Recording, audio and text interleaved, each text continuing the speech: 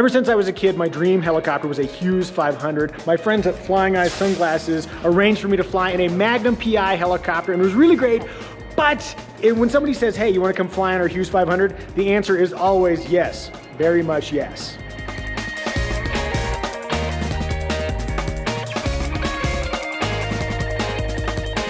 So the reason why I get to fly in this helicopter today is because Jack and Elaine O'Neil, who are not here right now, they're somewhere in this hangar, were really, really kind, reached out and said, hey, you want to come fly in our 500?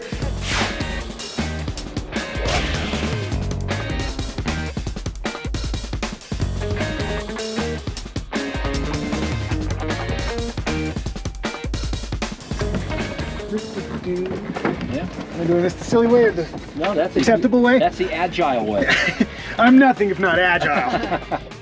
So we are going to do something we didn't do with the previous Hughes 500 experience, which is let the startup just happen and appreciate the majesty of that sound. But before we do that, I'd like to point out that the second Micah Flies Blipshift shirt is coming April 1st through April 14th. You guys get me your sizes. I'll get you a Micah Flies shirt. If you want to, just click the link in the description below. Jeepers, doesn't that shirt look great? Don't you want one? Great. Bye, Elaine. So as promised, I'm not going to overtalk this one. You know a lot about this helicopter. You've been flying it for a really long time, right? 11 years. 11 years. You know your ship inside and out. Walk us through what's involved in starting up a 500. Okay, first thing we're going to do, this is first starts with turbines. I always like to use an APU, so our assistant Elaine over here has the APU plugged in here, and we're going to switch this over to exterior APU. Okay. And we're going to do a start on the APU. Gotcha. And the first thing you want to do when you're starting a turbine is make sure that everything's shut off. So this is your throttle, and that's your idle. Mm-hmm. So you hear that clunk? Yep. You know everything's shut off, otherwise you get what they call a hot start. So we're going to switch it over here to the external. Everything is firing up. Lights are flashing. Start button is here. Again, I'm going to do the off, and here we go. We're going to be watching our temperatures. We don't want the temperatures going up here. We're going to watch our torques, and we're going to watch our producer. And when we get to 60, we'll be off the switch. All right.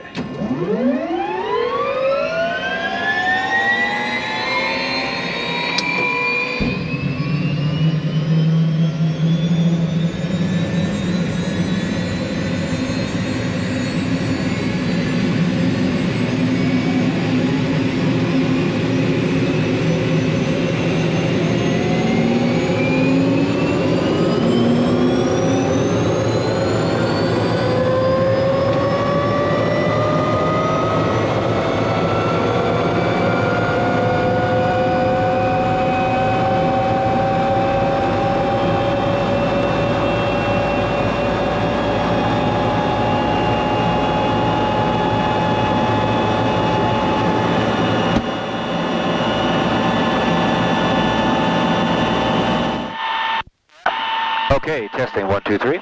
Okay, I'm going to be curious to see how your noise canceling works. I mean, I don't want to brag, but these Lightspeed Zulu 3s sound pretty darn good. Okay. I love them too. I use them a lot. Thank you, Lightspeed. Okay, we're going to do our 2-minute, I got the clock going, we do a 2-minute warm-up on this thing. And of course we're checking everything is in the green. Oil temps, engine oil pressure, amps. And as you can see, our rotor speed is right here around 60. Gas producer 60, 62, somewhere around there. Our TOT is about 480 Celsius. And as we start this up, you're going to see the TOTs come up, and you're going to watch the torque. Now those are the two crucial things. As we're flying, we'll be flying between 90 and 100% on our gas producer. Okay. But when you're flying and you're going through power, you're either going to temp out or you're going to torque out. Gotcha. On cold days, you'll torque out before you temp out, and vice versa hot days. So we're going to fly this thing somewhere in the 600 range here, keeping it in the green. And today we'll probably keep the torque somewhere in the 50, 60 range also. There's really no need for us to be pulling a tremendous amount of power or doing anything. We first take off because we're at almost 7,000 feet. We've got full fuel, 360 pounds. You're 160, 70 pounds, my 180 pounds. At this, we're going to be close to gross. Okay. At this altitude, and we can take this into the red, up to that red dot for 10 seconds if we have to, if we need that power. No problem. Okay, let's spool it up. Cool. By the way, every time I fly in a turbine, it's weird getting used to the lack of reciprocating vibration. It just feels so smooth. Yeah. It might be a little bit of a choppy flight today. We've got gusts up to 20, and we're around mountaintop, so you know how that goes. We're going to get some waves. Does that concern you at all? No, Oh.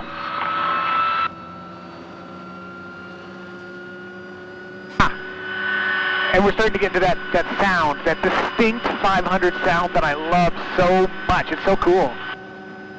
Okay, I'm slowly bringing it on, so now we're at full throttle open.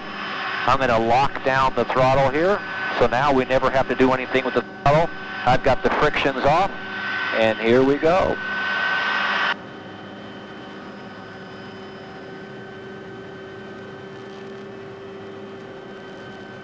Big Bear traffic, helicopter for Echo Charlie's departing the active 26 for a left downwind departure, Big Bear.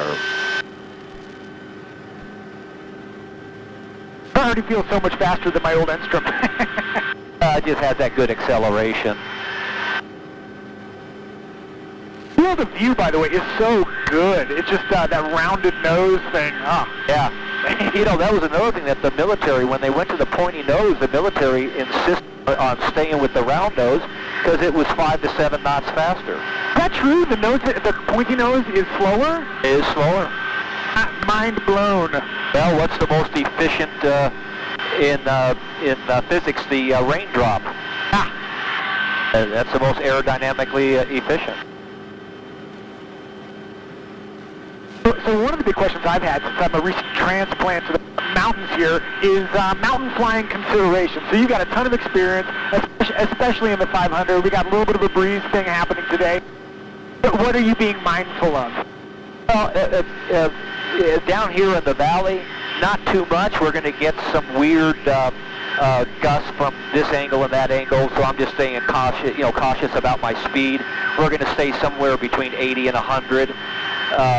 But if we were crossing over the ridges to fly down through the canyon, what's neat about a fully articulated system, as your viewers probably are sophisticated enough to know that the blades don't flop up and down, is they're more like a plane's wings. You don't have to worry about them taking off your tail or unloading them and going into a zero-G situation. Just flying around, so we're in the Big Bear area. I did a helicopter flyover from Big Bear over to Lake Arrowhead, but I went that way. So what do we have over here? Okay, we have Holcomb Valley over here and the Lucerne Valley down to the north. As you look over to your left, right now we're in a, hold on one second here, Big Bear traffic, MD 500, 174 Echo Charlie is in a downwind departure, heading towards the dry lake bed, Big Bear. So over to your left there, at your 11 o'clock, is the dry lake there. Oh yeah. I'm noticing two things that remind me of my Enstrom. One, use of the trim. That's the first thing that jumped out to me when I first flew in a 500. It felt very familiar to trim out that cyclic. The other thing, you're holding a fair bit of right pedal. And yeah, this one, now the C models are heavy on the left pedal. Is that what you were saying? Well, I just noticed that, like, in cruise, you got a fair bit of right pedal in there. Exactly. And I can fly this solely with left pedal because that's right now it's weighted that way. Interesting. Yeah. Now that the newer models have a bungee that corrects that. Okay. Yeah. Tell me a little bit about your helicopter in particular. Age, model, all that stuff. So this is a 1969. It's now in the civilian model. It's referred to as the 500C model. In the military, it was an OH-6. This is a Vietnam vet. Has a record in Vietnam, and it went from Vietnam to the Silver Eagles, which was their aerobatic team, and from the aerobatic team it went to the Lee County Sheriffs, where it did service there for I believe through the 80s into the early 2000s. This is a real working ship, and so I'm guessing that by contrast, the time it's spent with you has been pretty leisurely. Nobody's shooting at you while you fly. Yeah, thank God we don't. I don't have the record of what it had when it was a sheriff, police ship. I don't know if they got shot at it when they were using it for. But most likely it hasn't been shot at since Vietnam. Here we are, this little valley here. The other side of this is just east of Big Bear Lake, and that's Baldwin Lake, the dry lake bed to our left over there. We'll swing around. By the way, I know it's like a little bit of a gusty day. This still feels great. Yeah. I mean, like what a great flying ship.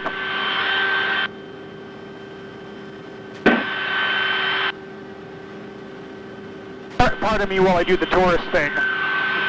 I don't know if this is still considered Big Bear City out here. I think it's considered Baldwin Lake area. And if you look over here to your right, as we gain a little altitude, now you can see that expand.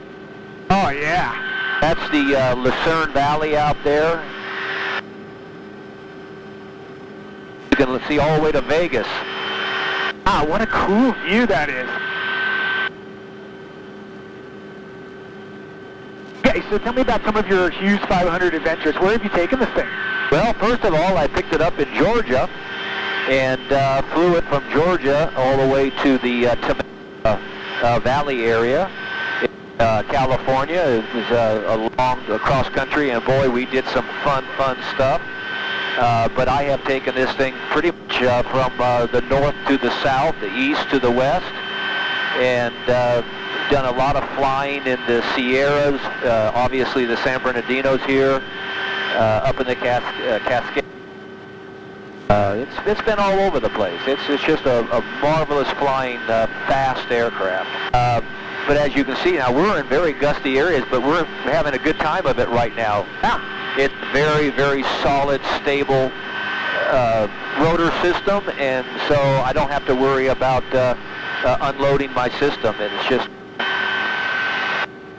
So when I met you guys, I met you a few years back at the French Valley fly-in that Elaine is so kind to arrange, and it was really cool because when I met you, I was enamored with the 500, and I said, like, that's the dream helicopter, and you're like, well, it's not that different from your instrument, and I thought you were humoring me. I thought you were just being nice to the guy who can't afford a 500, and as it turns out, this is pretty close to the helicopter I had and I recently sold, albeit a much cooler version of it.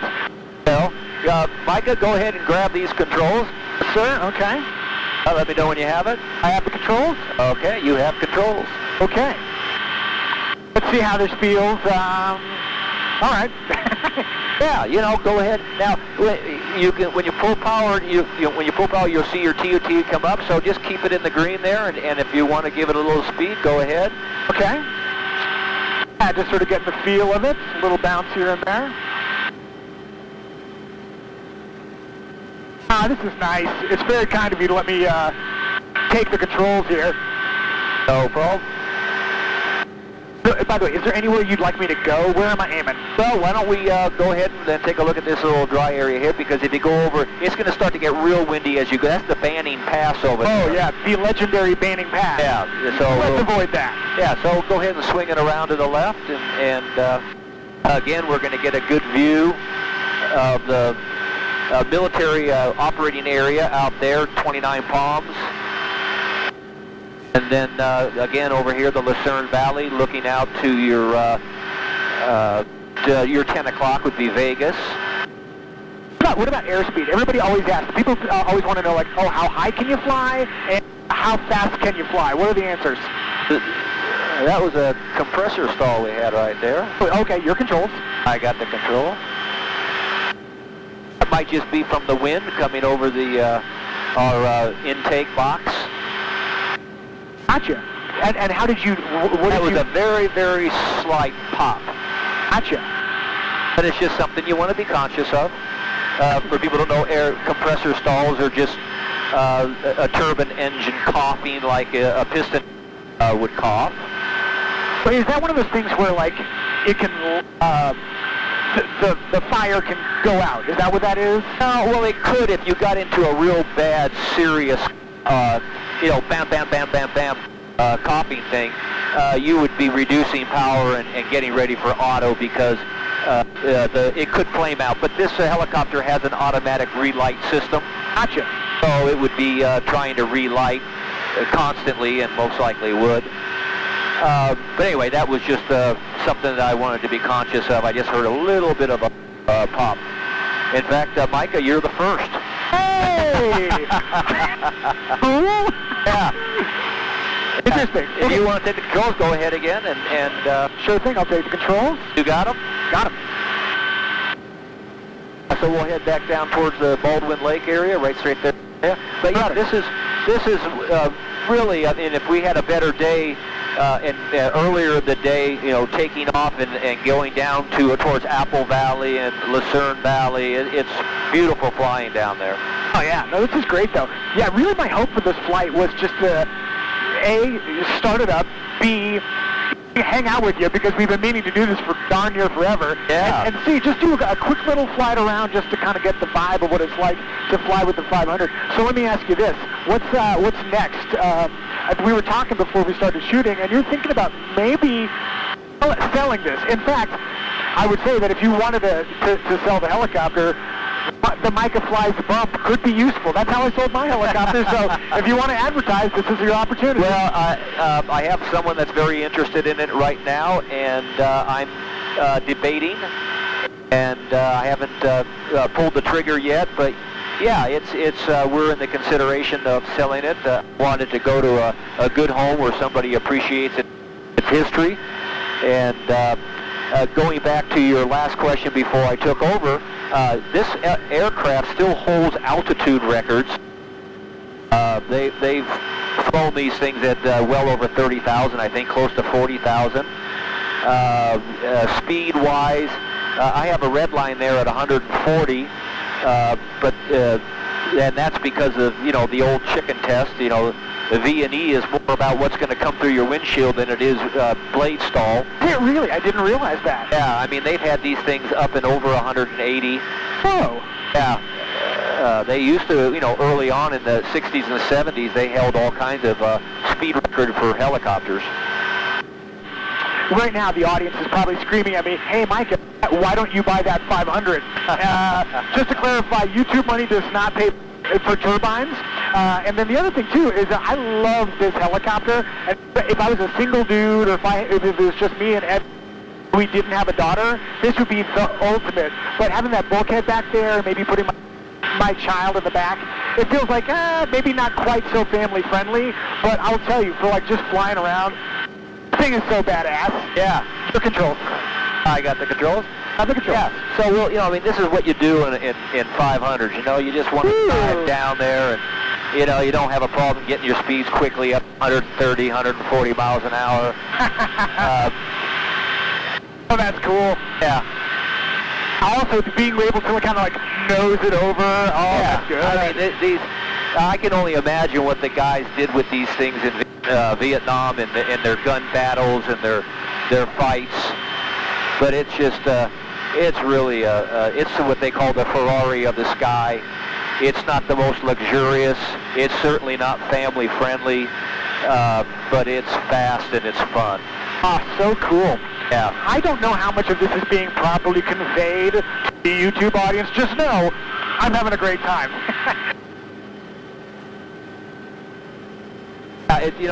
When you can get down, it's like anything. When you get a sensation of speed when you get it on the deck, and you still, we're doing well over. We got ground speeds. If you look at our ground speeds, we're doing 110 knots, which is 120 over the ground miles per hour, and it doesn't look like we're moving that fast, but it's pretty good. When you're in a bank turn and you're doing over 120 and just it's just stable as can be. This is the best. Yeah. When I first started flying helicopters, this is the kind of stuff I imagined. Right. And sometimes the things you imagine aren't as good as in reality. Right, you got a pecker bush coming up right here, right there. There we go. Boom. This is exactly as good as you would hope it would be. All right, let me flip it around so we can get a picture for the gram, because it's not flying unless you gram it. All right, now I'm going to put this down and just enjoy the flight. Let me ask you this. Up in the mountain communities here, does anybody ever give you guff for flying around and having fun? Or are people pretty cool up here? Well, I'm pretty respectful of people's privacy, and like over the dry lake bed there, it's not a big problem. But I don't buzz people's homes, and you got to be respectful. Totally. Yeah, there are ways to have fun without being a nuisance.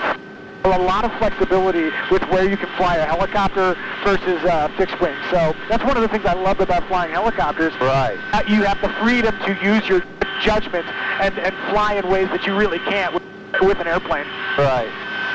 Cool. Traffic, helicopter 174 Echo Charlie's on a right base for a short final 2-6 Big Bear. All right, we're going to go land back at Big Bear. Thank you guys so much for watching these videos, supporting the channel. If you'd like to support the channel by buying a T-shirt from Blipshift, the second Micah Flies T-shirt is available from April 1st to April 14th, 2021. I have no idea what year you're watching this. People of the future, I'm sorry you can't buy the T-shirt. Dude, thank you so much. Thank you to Jack and Elaine O'Neil for letting me join them in their helicopter. Seriously, go give Elaine an extra big high five on my behalf, okay? Yeah, let's do one little flyby here off of 2-6. I approve. Yeah, we got the hangar over here to our right, and we'll just do an 100+ mile an hour flyby. There's the hangar. This is such a wonderful community, a wonderful airport up here. You know, Roy does the tours up here in his 44, and he does a lot of good work for everybody. It's a great place to come if people want to come up and have a helicopter ride. When I got my license, the big thing was, the big flights are go to Catalina, go to Big Bear. Those are kind of the two big check those boxes. Right. When you're feeling a little more adventurous. Ooh, that feels adventurous. All right, this is just the best. Thanks, guys. We'll see you next time.